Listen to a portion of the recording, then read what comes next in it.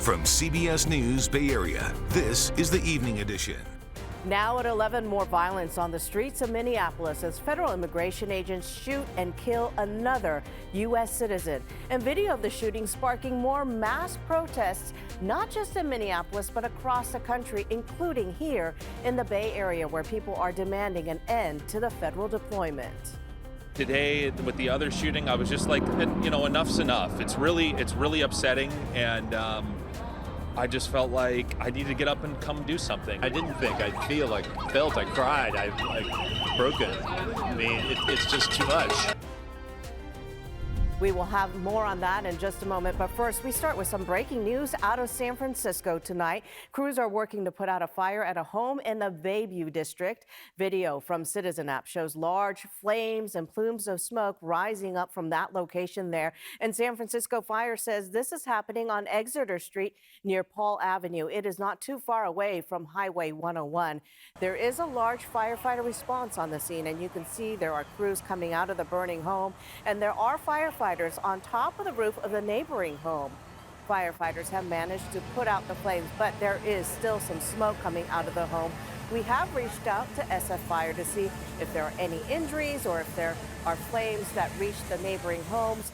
We are still waiting to get some of those details, and we will bring you them as soon as we get them. Back now to our top story tonight. For the second time in less than a month, mass federal agents shot and killed an American citizen today in Minneapolis, sparking protests in the Bay Area and across the country. The whole thing captured on video from multiple angles. But despite that, there is still conflicting interpretations from elected officials on what exactly happened. And we have to warn you, the video is not easy to watch.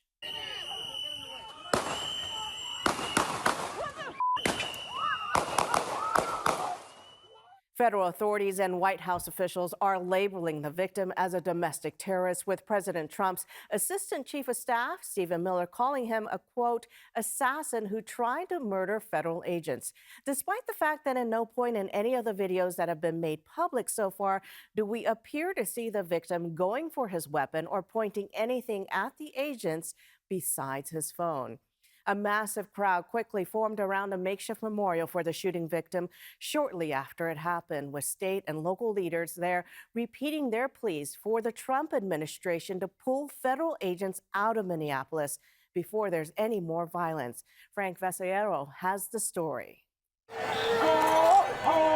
No! Federal agents shot and killed a man near Nicollet and 26th Street in South Minneapolis around 9 Saturday morning, following weeks of tensions over a surge in ICE enforcement actions. The shooting, which was recorded on video from several angles, was the third shooting involving federal immigration agents in Minneapolis this month. An agent shot and killed Renee Good on January 7th. If the goal was to achieve peace and safety, this is doing exactly the opposite. Like, what's happening is terrifying.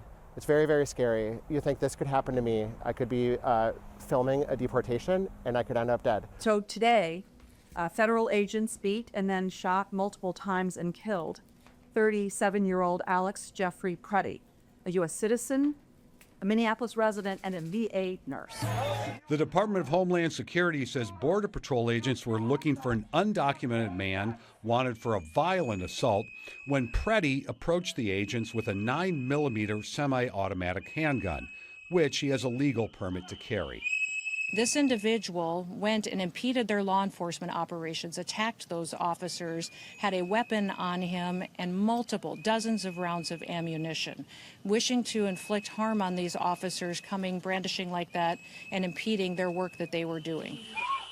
Video available right now does not show Preddy moving toward agents with a gun. Governor Tim Walz renewed his call for ICE to pull out of Minnesota. And I call on all Americans to see the decency that this state is exhibiting and the horrific cruelty, unprofessional, absolute abomination that is passing for what these ICE agents are doing on our streets. In a post, President Trump accused Minneapolis Mayor Jacob Frey and Governor Walz of inciting insurrection with their pompous, dangerous, and arrogant rhetoric. The Minnesota Bureau of Criminal Apprehension says DHS blocked agents from the crime scene despite the state agency presenting a signed warrant.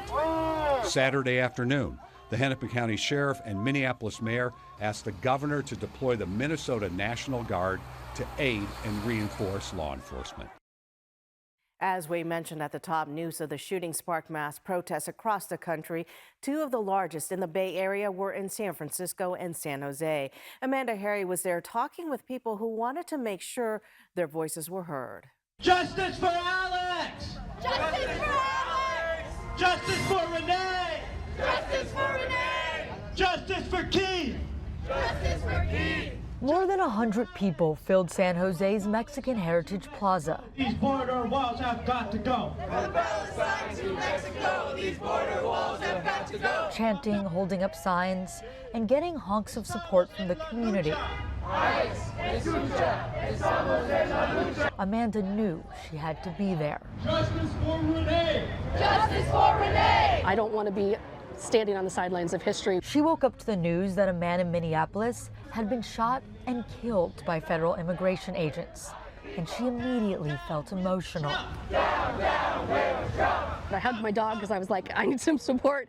And then I just started thinking about, looking online to see, is there a protest happening? Up in San Francisco, an even bigger protest happened on the Embarcadero. Bill Landers was also touched by the tragedy. I didn't think I'd felt, I cried, I broke it. I mean, it's just too much. The protesters marched all the way to the federal building. Jack Gardner was in the crowd of people.